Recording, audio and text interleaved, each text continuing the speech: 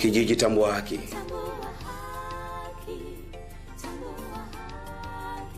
Maisha ni zawadi ambayo kila mtu anapaswa apate.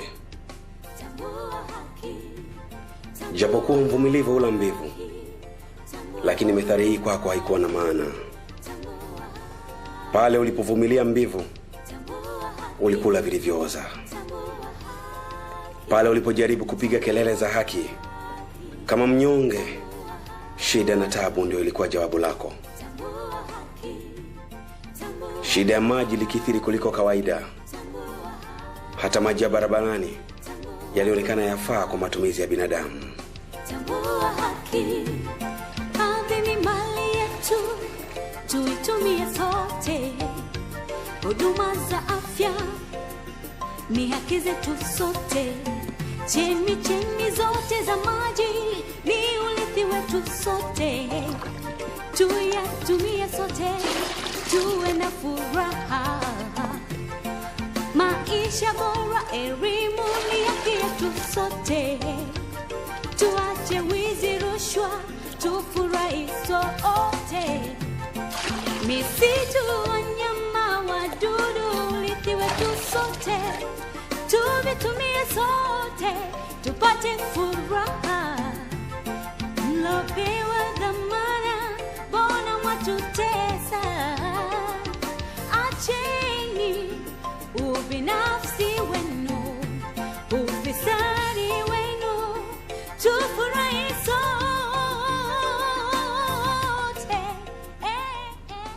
Lakini wengine walihama kijiji na kukimbia kabisa, mithili ya kunguru mwoga anavyokimbiza bawa lake.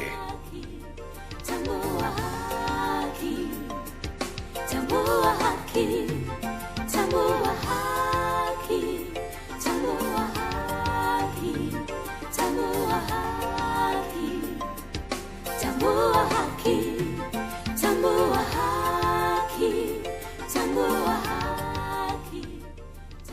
Watoto mbalimbali na raia wasio na hatia walipoteza maisha. Uchungu ukazidi kuwajaa wazawa.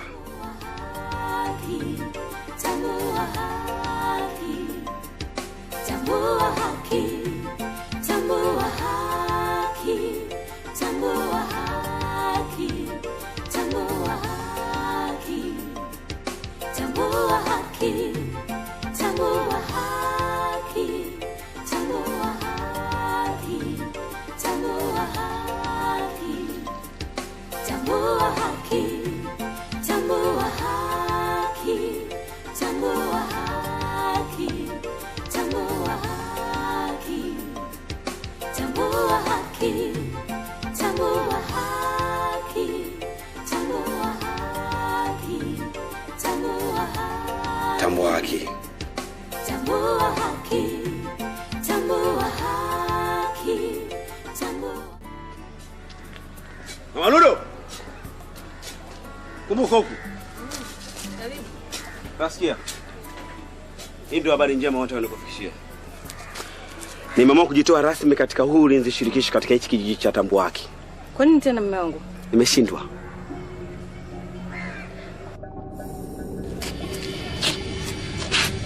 Kijana, afadhali sana umekuja. Kijana, unafahamu yule mzee Chambuli Omari? Ndio mzee. Yaani yule kwa miono ana ng'ombe nyingi, ana mkini na ana mali na mashamba mengi sana. Unaona bwana? Sasa juzi nimeenda kumuomba pesa kina amenikatalia. Wakati akijua kabisa kwamba sisi ndio viongozi tunamlinda ndani ya kijiji hiki. Maovu yake yote anayotenda sisi tunawalinda. Tunamlinda na majambazi, tunamlinda na kila kitu, lakini hataki. Sasa asante sana kijana. Asante. Wewe nenda tu. Sasa yule dada yake moja auawe. Hakuna kitu kingine. Mzee, nishawahi kufanya hivyo kwa yule mzee wa mtaa wa pili. Juzi umenituma sehemu nyingine nimefanya vile. Leo hii unaniambia tena kwa huyo mzee. Naona hawa watu wana hatia, wako tunawaonea bure tu. Wana hatia, kama singekuwa na hatia sisi wanatukatalia sisi viongozi wao. Unaona? Sasa kijana mimi ninachokwambia, unanipinga mimi? Usiwahi unanipinga mimi kiongozi wa kijiji? Lakini tunawaonea mzee, wanakuwa wana hatia. Kijana, unakaidi amri yako niliyokupa mimi mkubwa wako kazi, ndio? Sasa kuna mambo mawili, chagua moja. Ukatekeleze kazi niliyokutuma au vua magwanda, kazi imekushinda.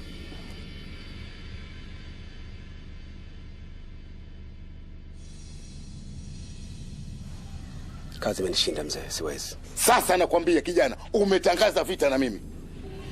Asante mzee, siwezi. Lakini mbona umechukua uamuzi wa ghafla sana? Yaani uone utaleta matatizo katika hii familia? Wewe ulifikiria hilo? Nakupenda sana mke wangu na nampenda mwanangu. Tutaishi. Tutajua nini cha kufanya. Lakini umechukua uamuzi wa ghafla sana. Hem, fikiria hilo kwanza. Nitajua nini cha kufanya mke wangu. Bwana Ludo.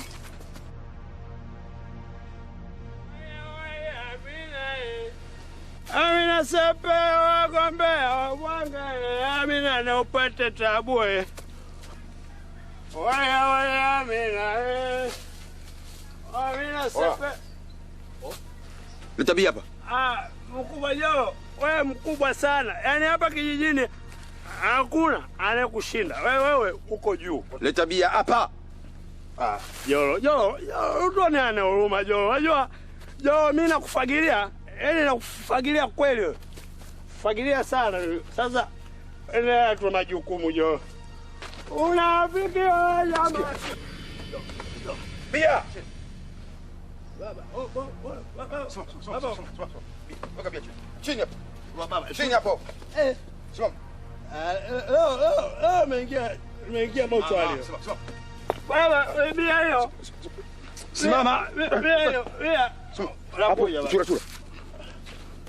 Simama. Haya baba, nakuja. Wewe basi. Pole ndugu yangu. Chura. Baba. Hapo hapo. Sitaki kutambaa. Baba. Chura. Jolo. Wewe mda kazi unafanya kuna ulevu na leo. Jolo, mimi nakuheshimu. Nakuheshimu kweli, nakuheshimu kweli. Chura.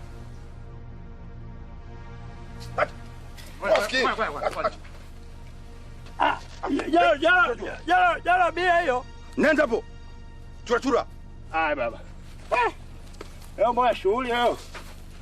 Baba. Baba.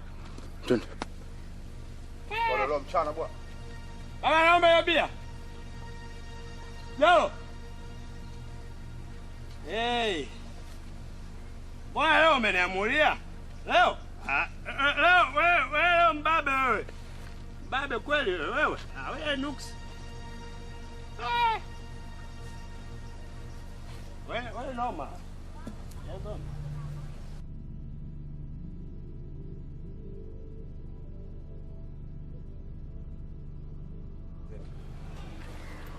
Huu ndio uamuzi wangu.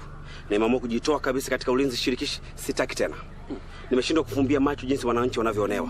Watoto wanaumia, watoto wanakufa, zahanati hazina dawa, watoto wetu wanasoma katika mazingira magumu. Ulinzi ambao tumeuweka kwa ajili ya kutetea na kulinda mali za wananchi, lakini tatizo lake ndio imekuwa kwamba ndio inahusika katika kuonea wananchi. Nimeshindwa kuvumilia na nimeamua kujitoa rasmi. Liwalo na liwe, muda si mrefu nitaelekea mjini katika kujiendeleza angalau kidogo kielimu. Nikirudi nitaanza na nyinyi. Tuendeleze harakati za kukikomboa kijiji chetu cha Tambuwaki. Zahanati ziwe na dawa. Mashamba yetu yabaki kwetu sisi wenyewe, tukiendeleza na kulima mazao mazuri ambayo tutaenda kuuzia watu wa mjini na wapate chakula. Tumechoka kwa watu kununua vyakula kwa baadhi ya watu. Huu ndio uamuzi wangu, ndio amua na sitaji ushauri, sawa? Sawa.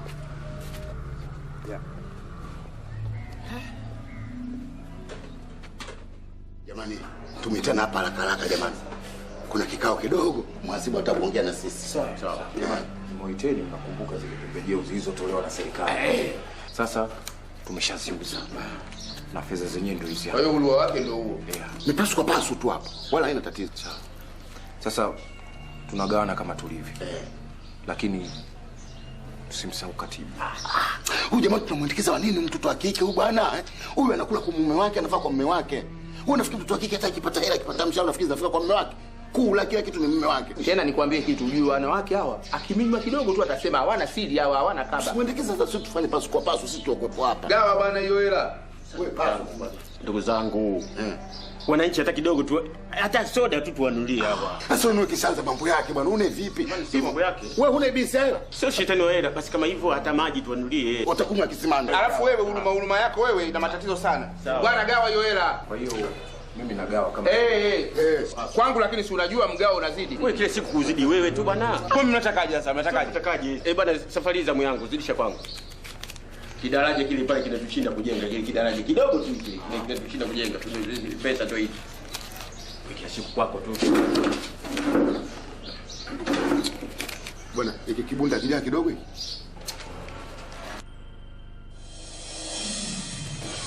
Mimi nifikia Baya mali hayo. Pesa mbaya. Mimi nifikia takataka.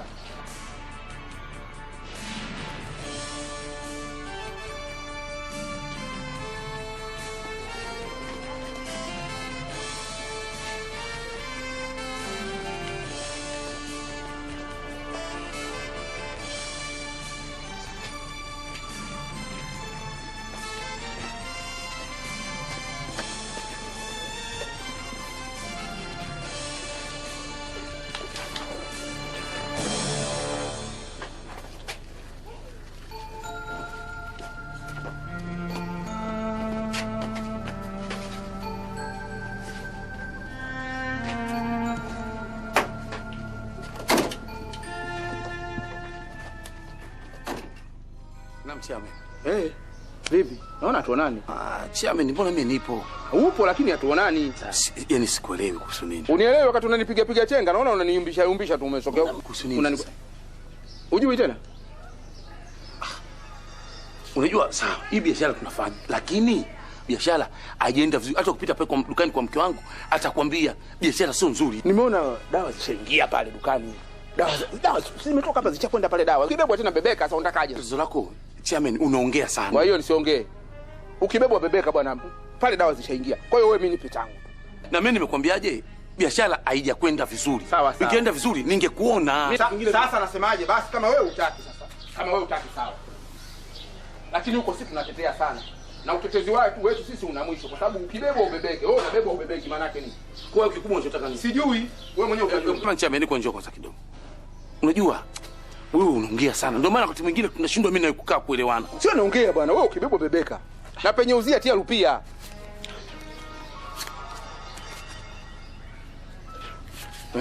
Haya ndio mambo yalivyo. Ongeza sasa, nitaongeza katika biashara yenyewe iko wapi?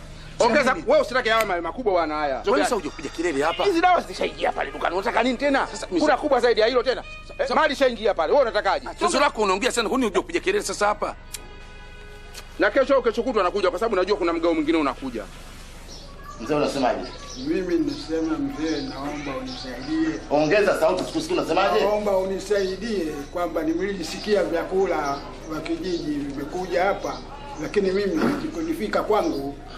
Wewe ulikwambia kwamba vimekuja vyakula hapa kijijini nani? Ndugu wenzangu niliokaa nao karibu, wao ndio waliopata.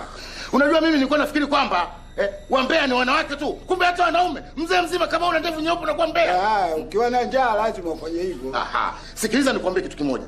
Sisi kama ingelikuwa umekuja msaada kutoka serikalini, kawaida yetu sisi viongozi huitisha kikao na wananchi pamoja. Tunasema sisi tumepata hiki, tumepata hiki, tumepata hiki. Na tunafanya hivi, tunafanya hivi. Kwanza mimi naomba nikuzoone si wapi? Hapa kijijini nipo. Injinia gani kupimia kiwanja wewe? Huyo simuelewi. Una hati miliki wewe? Ndio utakipata hapa. Vijiji vyote hivi na miliki hapa. Au ulikuja kwa mwanao kakutuma uje hapa? Sio maana yake tumanenda. Haiwezekani kuja tumie kwa mwanangu. Ungelikuwa unakaa ndani ya kijiji mimi ningekujua. Wewe labda unatoka ng'ambo kule, ndio nyinyi mnaojenga peke yenu kwa sababu ya wivu tu. Kani unafanya wivu? Uzee kama mnafanya wivu. Hamna cha wivu. Sasa mzee, nataka kukuambia kitu kimoja. Kama endapo unahitaji msaada, sawa mzee, udongo unaliwa. Udongo? Nikale udongo. Haiwezekani kula udongo. Basi kama uwezekani basi mimi nina kikao na viongozi wenzangu.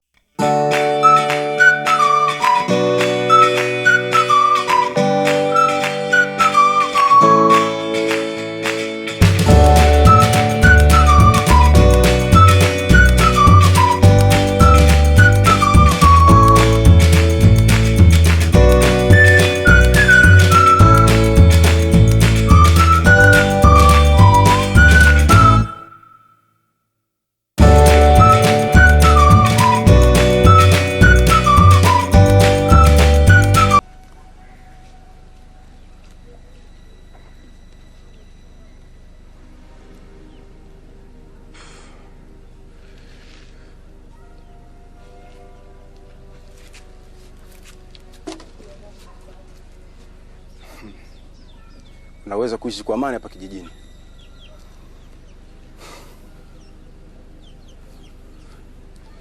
Ila amua moja.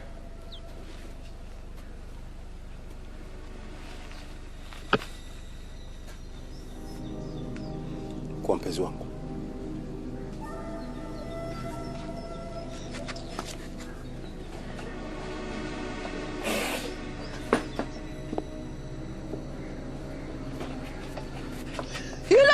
Mwenyekiti. Unajua mimi nimekuja hapa bwana. Baada ya kwenda mpaka kule kuja kufika kule nimeona nirudi tena. Kuna jipya? Jipya lipo. Leta habari. Unajua baada ya kugana yule mgao na nini, nikaona kwa sababu mimi ni bosi au sio bwana? Na mimi ndio nilioidhinisha zile pesa tugawane.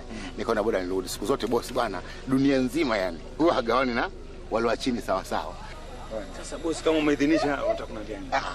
Bwana, yani na maana yake nimekuja uniongeze kidogo mimi bosi nizidi. Bosi. Tena. Hilo haliwezekani. Kwa sababu gani? Wakati mnagawana zile pesa mlikuwa nyote pamoja. Basi wote wepo hapa. Ndio maana nikakwambiaje, mimi kwa sababu ni bosi. Na mimi ndo nikasema bwana tugawane hizi hela. Basi unipatie kile kiasi. Sasa wale hawana haja ya kuweza kuja hapa. Haitowezekana bosi wangu. Vinginevyo ukitaka wale wawepo. Kwa sababu ngoja kwanza tuligawana sawa. Tukiwa sote. Na wale wengine wakiwepo. Iweje leo peke yako kutaka ile pesa? Sasa unanikatalia vipi wakati mimi ni bosi wako ndugu yangu? Ninasema hivi bosi wangu. Pesa siwezi kutoa tukiwa mimi na wewe. Vinginevyo wale wawepo. Unabishana mimi, si ndio? Sawa? Kwa sababu wakati unakuja kuomba kazi kwangu, basi mikono ilikuwa hapa. Umepata sasa hivi matako yanaliambwata. Yaani unabishana hata na mimi bosi wako. Unafikia mahali pa kunitukana, si ndio? Si ndio? Utabishanaje na mimi bosi wako? Yaani ubosi wako imekuwa fimbo kwangu, si ndio? Sasa kumbe makosa nimeyafanya mimi, si ndio? Niliokutoa kijijini wakati unakata mkaa, umevaa kaptula 3, tako bado liko nje. Leo unajua kuvaa misuli namna hii, basi mimi sio mtu. Ndio maana yake. Bosi ndio ulikofikia huko. Ndio maana yake ndio. Bosi ndio huwezi kunitisha. Maneno mimi ni bosi wako nakwambia. Sasa kama ndio unafikia kunitukana kiasi hicho. Unanidharau kwa sababu unanisaidia. Sasa hela story. Kunibisha mimi. Wewe leo umechambia wewe. Utanifanya nini nakwambia hivi? Wewe kimaga mboga mimi na mwaga ugali. Nyumba ya mwizi kaingia mwizi. Wewe kimaga mboga mimi na mwaga ugali. Mimi unibabaishi na unitishi. Na hela story nimekwambia. Hela mimi story. Nimekwambia hela story mimi. Rudia mimi. Nasema hela story.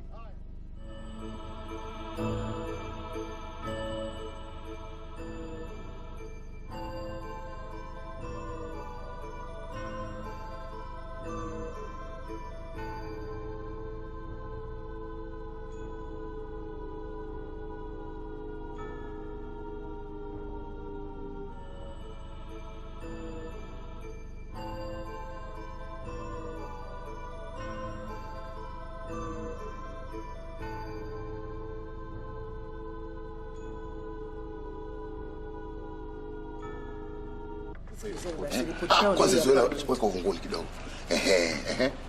Ripoti yao ndio hapa. Afya na zanati wametoa milioni 2. Elimu wametoa milioni 4. Ukarabati wa barabara yetu. Wewe tuambie jumla wameleta kiasi gani? Jumla. Au sio? Sikizeni basi. Jumla wametoa milioni 16. Umeona sasa? Watu wa halmashauri siku zote wanatufanya sisi watoto wadogo. Fedha zote wameshadumbukiza kwenye miradi. Sasa hakuna hata za akiba. Unafikiri sisi tutakuaje hapa?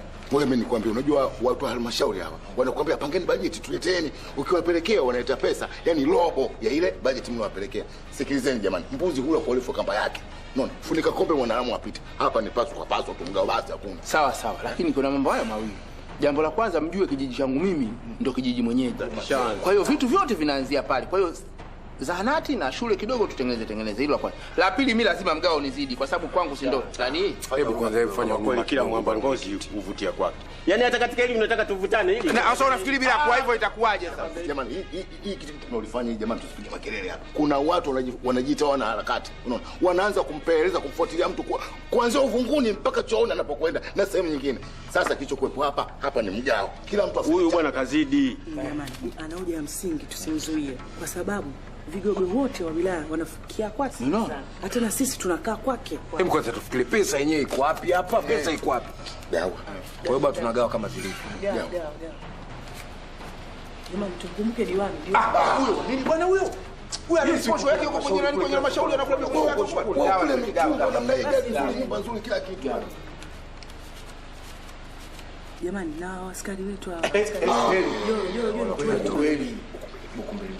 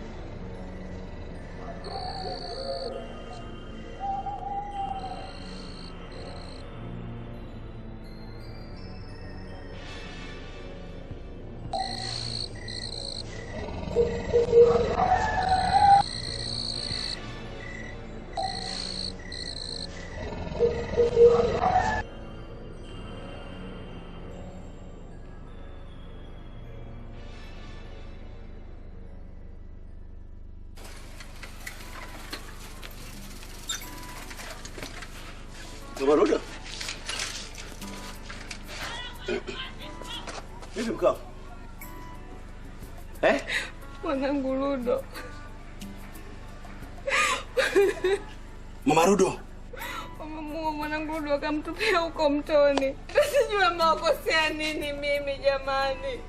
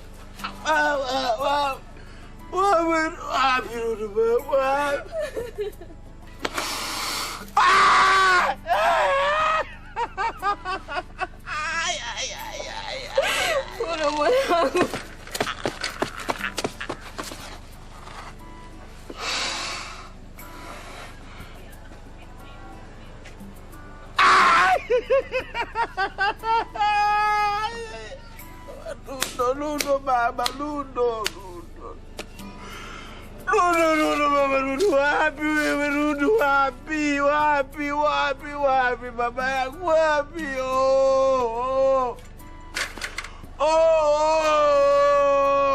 Ai.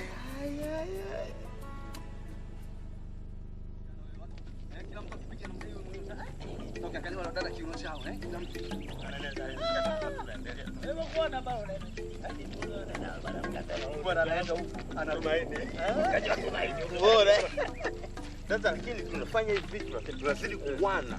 Kwani tena nikukumbusha jambo la msingi. Yaani mimi natafakari afu sipati majibu. Huyu mtoto mdogo hivyo anaenda kumuua katili namna ile. Maana yake nini jamani? Sasa ndugu yangu, hebu nikwambie kitu kimoja. Maana naona chambua unashindwa kuchambua mambo. Yule mtoto kilichomponza sasa ni ile harakati za baba yake katika kuchimbua kujua ufisadi wa kijiji chetu. Ndo hali sasa maharamia wakaamua wampoteze. Ndo kilichomponza hicho. Unajua chambua na Tumaini nyinyi acheni. Yaani acheni kabisa. Yaani swala la hapa kijijini, yaani kijiji hichi kimekuwa hali sio shwari kabisa, yaani sio shwari kabisa.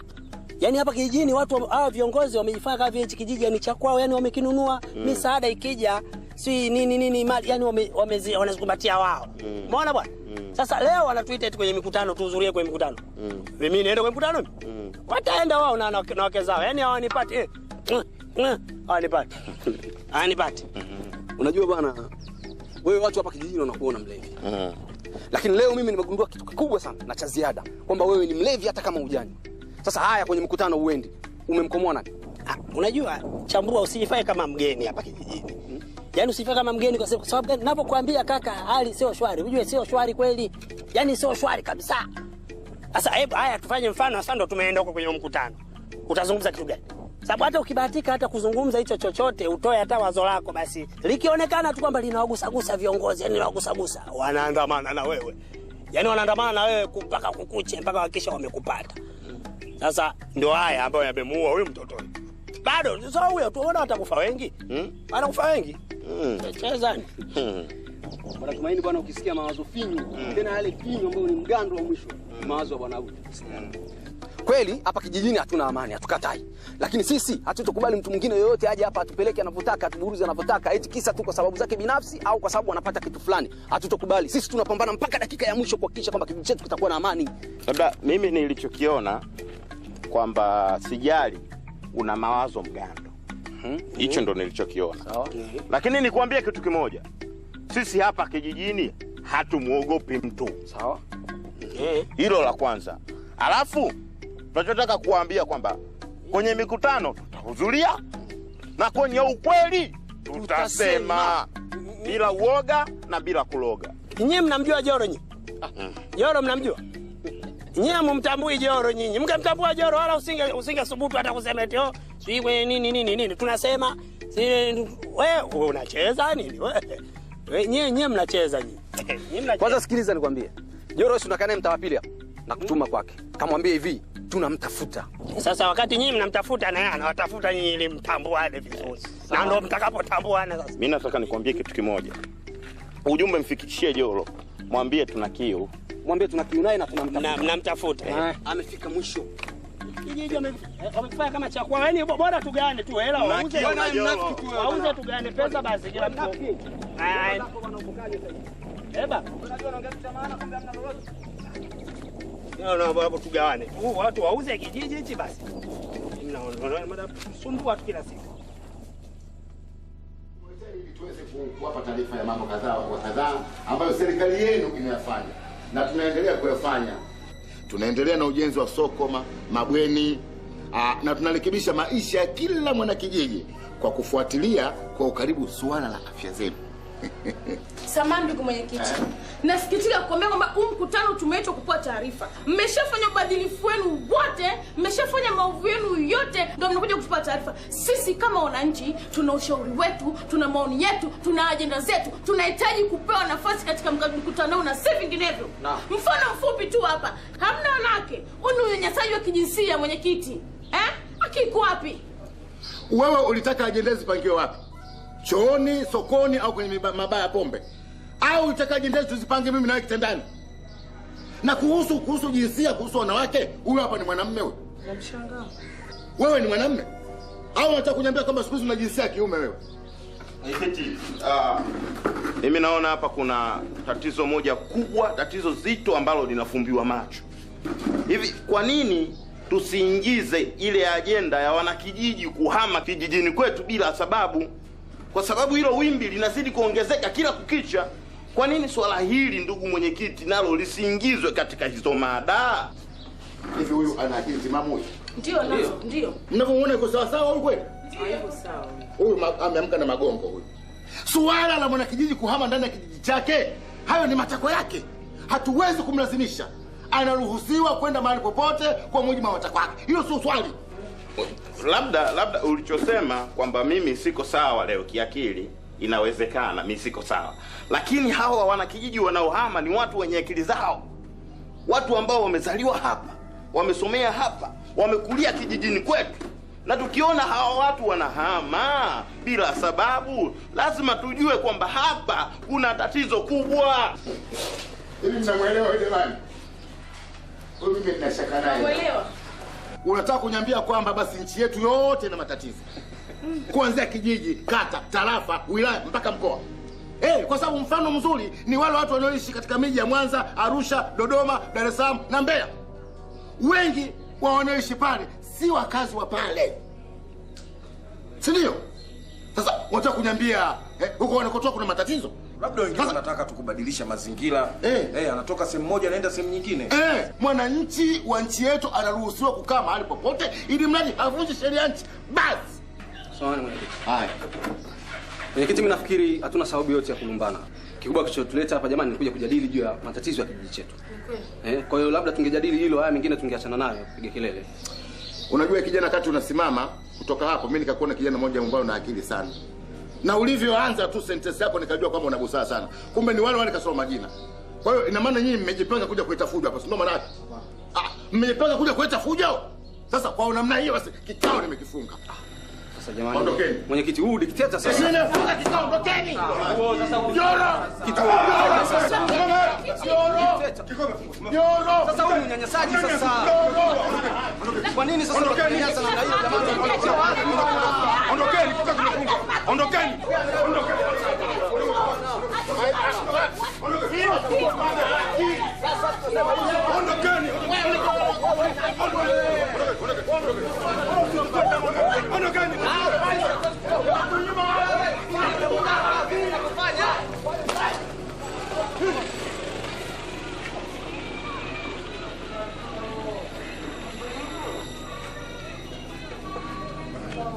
Na mwaka huu ninaposema damu itamwagika.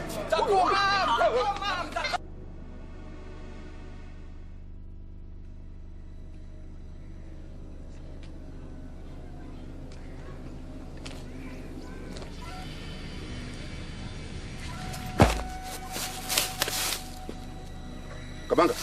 Ndio mzee. Ile kazi niliwapa vipi? Umemaliza? Tunasubiri jua litue ndio tuendelee na kazi. Si hivyo tu bosi. Vifaa bado hatujapata. Tukapa tunajadili huku tukijipanga panga. Kazi inahitaji maandalizi bosi. Wewe unachanganya maneno, mnatafuna sana maneno. Mnaogopa nini? Na mnataka nini? Hapana, tuogope bosi. Unajua hiki kijiji sote ndio tumesababisha wananchi kuhamia kijiji kingine mbali kabisa. Kwa hiyo kazi ndogo kama hii haiwezi kutupa shida. Usiofanya hii kazi. Kwani mnataka nini? Bosi, ungetupatia angalau kidogo tukapata ule muda wa kufanya kazi yenyewe. Kazi kwanza, pesa baadaye. Au mnaogopa? Hapana mkuu.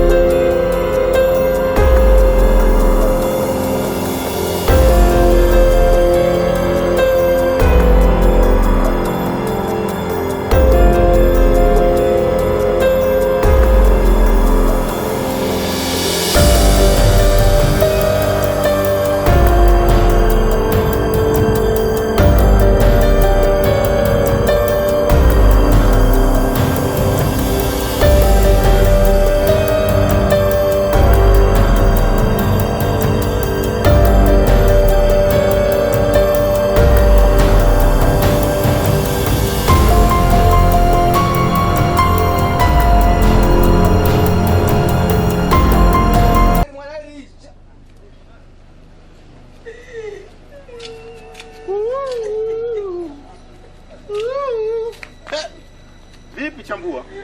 Msiba. Msiba? Swala la michango tena. Usikia kuchanga ndio hapa. Michango. Maana na hivi hali zilivyokuwa za mkunga.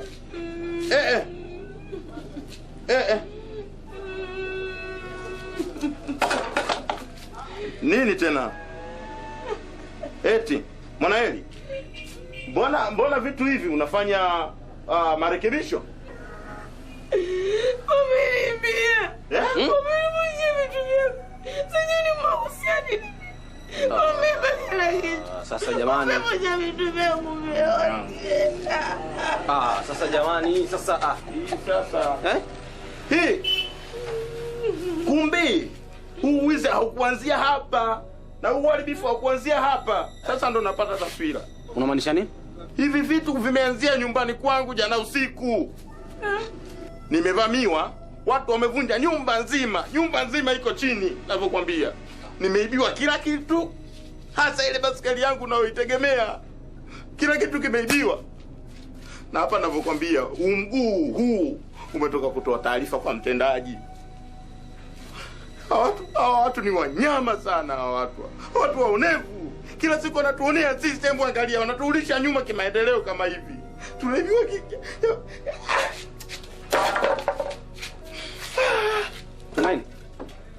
Tumaini.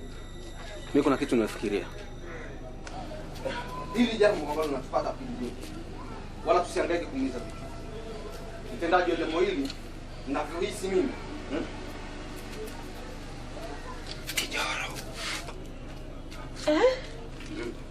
Joro. Joro? Joro huyu unamzungumzia? Swala lingine unajua sio swala la kulifungia macho hili. Sio swala la kunyamazia. Tutaendelea kuwa wanyonge hivi mpaka lini? Swala lingine ni lazima tupaze sauti. Kila siku Joro tu, tutaendelea kuonewa na Joro tu kila siku Joro. Sio swala la kunyamazia hili. Swala hili lazima liwe wazi. Na lazima sauti zipae. Tutaendelea kuwa wanyonge na kijiji kimepoteza dira, kimepoteza mwelekeo. Tutakuwa wanyonge mpaka lini? Kazi yetu katika kamati hii ya haki za binadamu na mazingira ni kuhakikisha kwamba tunatafuta usawa, tunatafuta haki na kulinda rasilimali zetu tuna maisha bora katika kijiji.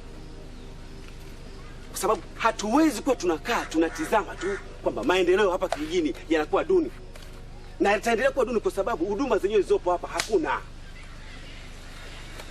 tunashindwa kupewa taarifa juu ya mapato na matumizi. Wanafunzi wetu mashuleni hakuna vitabu, zahanati hakuna dawa, uchafu, soko baya sana. Mashamba yetu hayo ndio yanauzwa kwao, si ndio wenye fedha zao. Mimi lakini labda niulize tu swali moja. Hivi tutafanyaje sasa ili kupata hiyo haki na ukweli? Kwa sababu hata tukitazama kwa mfano, haya mabweni ya watoto wa kike yote hata hajakamilika kabisa. Lakini tukiuliza kwenye vikao vyao, mara sije nini hadithi tupo. Na hakuna hata tunachokielewa. Mateo, lazima tuipiganie haki. Lazima tuipate haki yetu kama wananchi. Na hili hatuwezi kulifumbia macho. Lazima tujue hawa akina Kigogo hizo pesa wanazipeleka wapi. Lazima tujue hiyo miundo miradi walioiweka iliyopangwa inafanyika vizuri kijijini. Lazima tujue, je, hiyo iliyopangwa kufanyika katika vijiji inaenda sawa na maisha ya wananchi? Hili ndio moja ambalo jamani, kuna swala mimi linaniuma. Kuna swala linanchoma kweli kweli.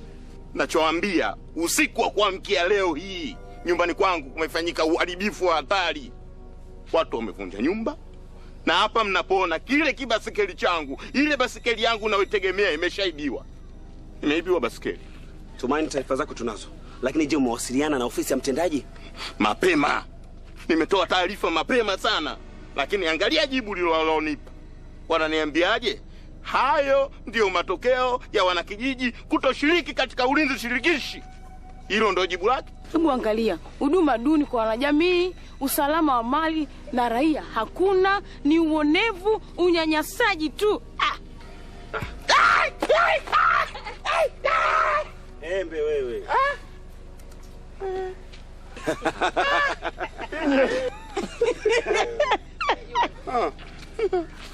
Nilijua joka. Nyoka adondoke mzito hivi. Angekuwa mrefu. Angedondoka kisawa. Mimi nilijua wenyewe ndio washakuja kuchukua chao. Hawa watu wa ulinzi shirikishi. Nilijua ndio hao sasa wamekuja kuchukua. Na maana nyoka hawezi kudondoka duara. Angedondoka hivi mshazali. Kama anaogelea. Anajua jana umechukua basikeli, leo ndo umekuja kunichukua mwenyewe. Sasa bora hii tungekaa kwenye mnazi sasa. Sasa hizo ushakufa. Zinaangukaga. Kama nilivyosema, tunataka ofisi zake za binadamu, tunaomba ushirikiano wenu.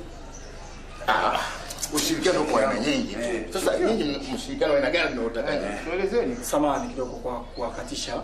Unaweza ukatufahamisha kuhusiana na ni miradi gani hapa kijijini mmeipa kipaumbele na hasa kwenye mwaka huu wa fedha? Miradi? Mbona miradi mingi tu? Miradi iko mingi sana. Afya, elimu, unaona bwana, masoko, miundombinu, kilimo. Hebu miradi inaenda vizuri. Na yote miradi ya maendeleo hiyo. Mmeongelea swala la afya hapo. Vipi kina mama kwenye zahanati zetu hizi za kijijini hapa? Wao wanapata huduma lakini huduma yenyewe wanalipia. Wanalazimika kulipia wakati matangazo ya serikali yanasema kwamba kina mama wapate huduma bure. Kiufupi, hatuna taarifa zozote katika hii ofisi yetu ambazo zinaonyesha kwamba wanawake wanalipishwa. Hawalipishwi kabisa. Hebu fikiria juzi mama nani pale? Unaelewa, mama Chanja pale. Kaenda kujifungua na mimi nimemsaidia mwanzo mwisho. Hajalipa senti 5, kapata huduma bure. Sasa wewe hilo swala umetokana nalo wapi? Na vipi swala zima la usalama na ulinzi? Manake wananchi wanalalamikia sana amani. Ile swala yenyewe mnalionaje? Wana kijiji wenyewe hawataki kabisa swala zima la ulinzi. Tena ulinzi shirikishi hawataki kabisa. Yaani hawataki. Sasa tufanyeje? Wao wanachokizungumza kwamba hivi hawalipwi, hawajapangiwa fungu na serikali. Wakiumia watajiuguza vipi? Sasa si tugombane na wanakijiji? Haiwezekani. Sawa. Naomba mtuandalie taarifa fupi ya mapato na matumizi ya kijiji ya mwaka mwisho wa fedha wa serikali. Nini? Tunaomba mtuandalie taarifa ya mapato na matumizi ya kijiji ya mwaka mwisho wa fedha wa serikali.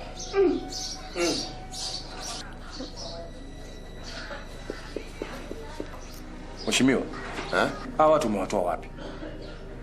Hatuelewi kabisa wametokea wapi. Haya, wamekuja kutukagua, wao wakina nani?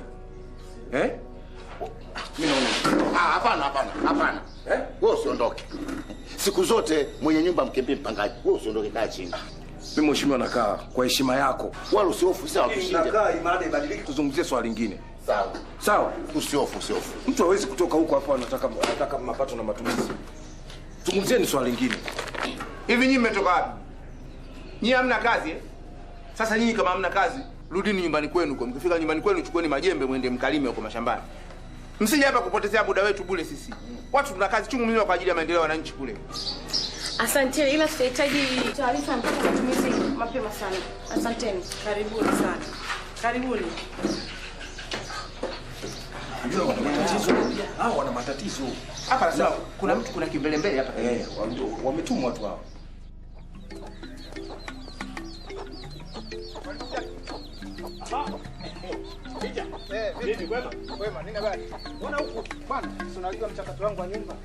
Na mchakato wa nyumba rafiki wangu kila nikihangaika wapi. Sasa wewe unatafuta nyumba kwa wenyeji?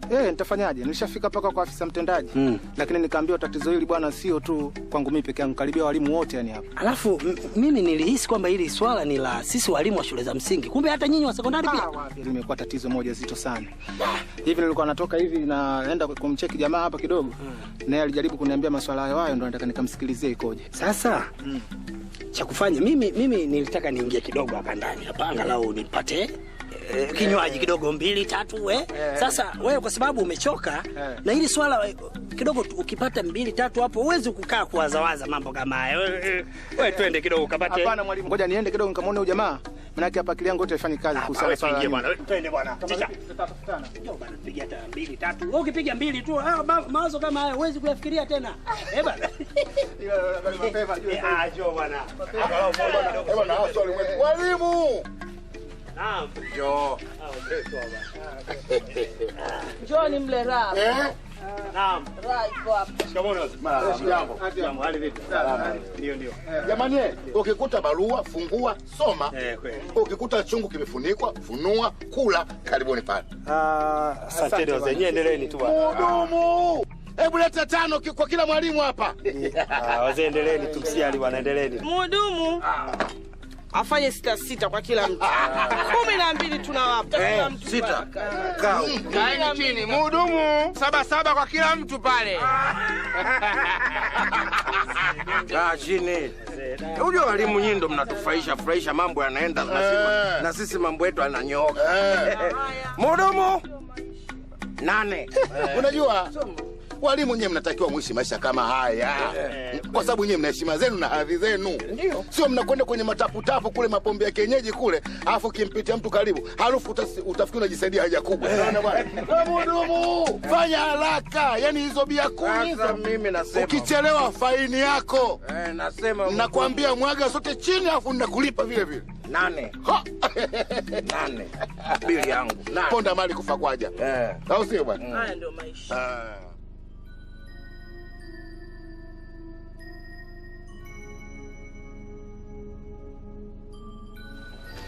We kijana, we. Njoo.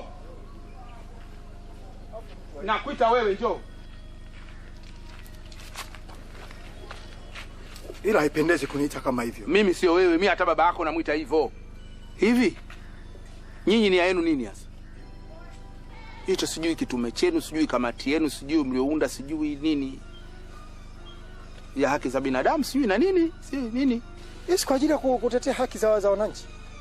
Hivi mnafahamu kwamba mnataka kuua familia za watu? Watoto wangu, wajukuu zangu na familia yangu kwa ujumla. Unajua kama inategemea hii kazi. Lakini sasa kama ni hivyo mnamchali tambua hilo. Natakiwa kula na wananchi. Kula na wananchi hivi. Si ndio wananchi wenyewe, si ndio sisi? Unataka wananchi gani? Wewe unajua kama serikali kuu inatoa mafungu makubwa sana yaletwe kwenye vijiji na kata zake. Alafu matokeo yake hazitendewi haki. Mwisho watu wanalaumu nini? Wanalaumu serikali kuu. Wakati nyinyi mpo na ndio mliopewa yale mafungu. Sasa mimi nikwambie, msipoacha hizo harakati zenu hizo, mjue mtapata matatizo. Nikwambie, kuna watu wamekuwa machizi. Kuna watu wamekufa. Kuna watu wanaumwa kwa vitandani. Sio kwa amri ya Mungu, kwa mikono ya watu.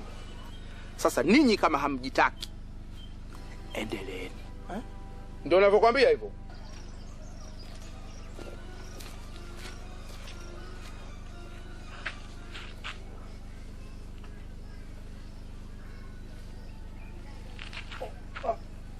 Ulichokisema, unachokizungumzia kuhusu swala hilo mnakosea. Hamwezi nyinyi mkao mnakula vitu alafu leo mje mwanza kutunyanyasa. Mnatunyanyasa sisi kwa sababu gani? Mnataka kutenda maovu tena mnamkosea na Mungu. Na Mungu atakapokuja kulisimamia hili mtazidi kudhurika. Mnatutania maovu nyinyi, mnatutania maovu hata wananchi. Leo unaponitisha namna hii, kwanza siko peke yangu. Mnanyanyasa wananchi, mnatunyanyasa na sisi.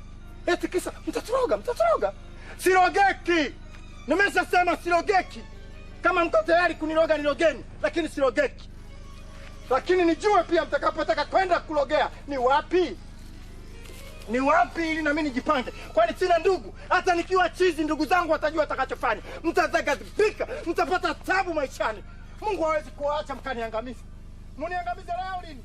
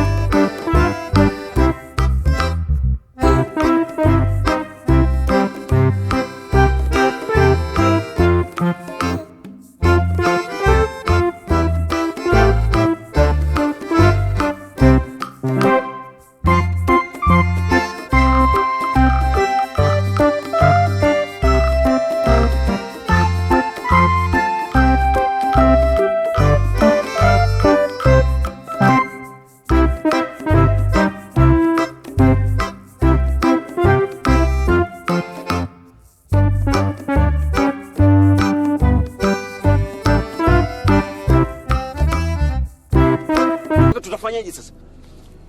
Yaani bwana ningepata maji ya kunywa kweli. No, mama rudi huku porini, maji ya kunywa na yatolea wapi huku? Basi niache nipumzike kidogo. Twende bwana, twende kusaidia. Twende, nyonga.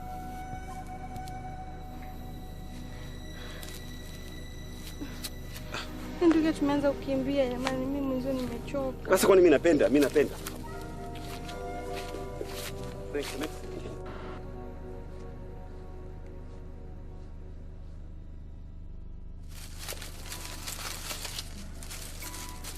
Unajua mama nini? Mimi ninategemea wangu baadaye kuja kuwa rais. Vizuri. Unaona mama? Alafu nikishakuwa rais hapa kijijini kwetu kote hizo barabara hizi zote tunasungusha la. Mimi ndio baadaye nataka kuwa daktari labda ili tusaidie na madawa. Kumbe nataka kuwa rais. Nikishakuwa rais mama, nitahakikisha yani hawa madaktari wanaotunyima dawa nitawasimamia. Alafu wazee wote hapa kijijini nitawatengenezea maisha mazuri. Yaani nataka kuweka peponi vile mama. Kama kweli unataka kuwa rais, inabidi usome kwa bidii. Maana kuwa rais sio kitu cha mchezo mwanangu. Sawa? Ndio mama, nasoma kwa bidii, ila walimu wenyewe wanatukatisha tamaa. Jitahidi hivyo hivyo, unafikiri utafanyaje? Na mazingira ya kijijini kwetu unajua yalivyokuwa magumu. Yaani wewe soma ili tufaidishe sisi wazazi wako. Nadhani babako atafurahi sana. Yaani leo mama atamsijali. Babako atafurahi kama nini? Jirani za. Unajua wakiona tunakula visabaki na vibua udenda unawatoka. Walulu umesema ukikuwa unataka kuwa nani? Kuja kuwa rais baba. Anasema kwa rais atatengeneza barabara zote. Ulete maendeleo hapa kijijini. Tena kabla wewe kuwa rais, nitaanza mimi. Tulete umeme hapa. Tusishie kuona mjini tu. Sasa inabidi ukazane na masomo mwanangu. Lakini baba, unajua shuleni walimu wanajua wanatukatisha sana tamaa na kusoma. Wewe usikate tamaa mwanangu. Imradi unajua unataka nini? Wewe soma kwa bidii. Kweli? Wewe jitahidi na masomo. Maana ukiacha kukazania masomo utakuwa kama mama yako. Yale amua olewe. Na mimi kipindi hicho niko mtanashati. Akaamua olewe. Bwana ndio nikaita. Kipindi hicho ulikuwa unakuja na pensi yako nyeusi. Mbona babako akamtoka? Kama ile aliyovaa Ludo. Hata ukini wako unajua. Kabla nyeusi.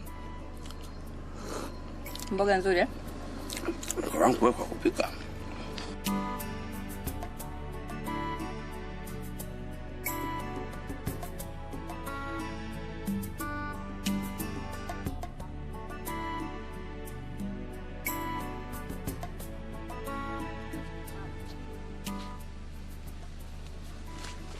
Mama.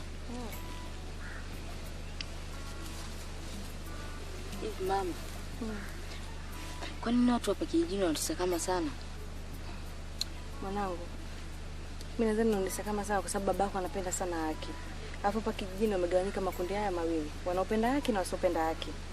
Kwa hiyo kitokea mtu mmoja anapenda haki, yani lazima wale wasiopenda haki wamuingilie. Si unanielewa? Ndio mama. Najua sana kama baba anapenda haki. Basi na mimi lazima nifuate nyendo za babangu ili niweze kuwasaidia wananchi hapa kijijini kwetu. Mimi nafurahi sana mwanangu ukipenda haki. Wala sikupingani na wewe. Lakini hayo ni mambo ya watu wakubwa, wewe hufai kuingilia. Unaweza kujisababishia hata matatizo hata ukafa. Usiingilie hayo mambo kabisa. Mama, ni bora mtu ufe kuliko haya maisha tunaoishi hapa kijijini. Maisha gani hasa mama tunaoishi hapa kijijini? Usiongelee kabisa swala la kufa. Unamaanisha nini afadhali ufe? Hayo mambo nishakwambia watu wakubwa, achana nayo. Si unanielewa? Au mambo ya haki mwachie baba yako. Kama unataka kulala na mimi njoo lala na mimi hapa. Au mambo yako ya haki ya nini mwachie baba yako. Hata sijali.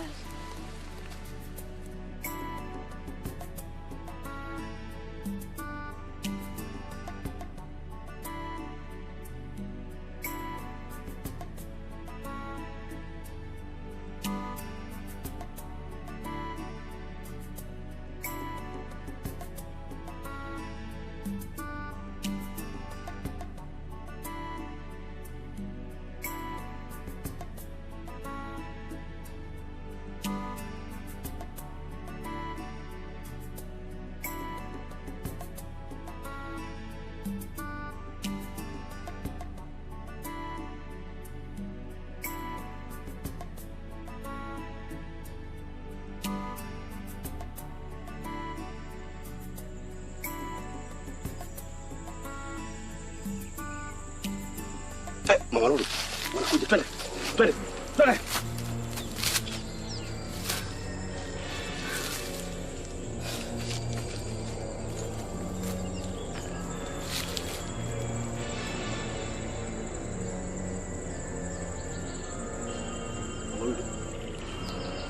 Mama Lulu.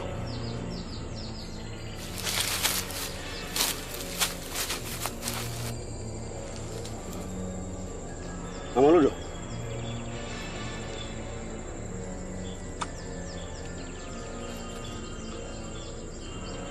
Mama Ludo.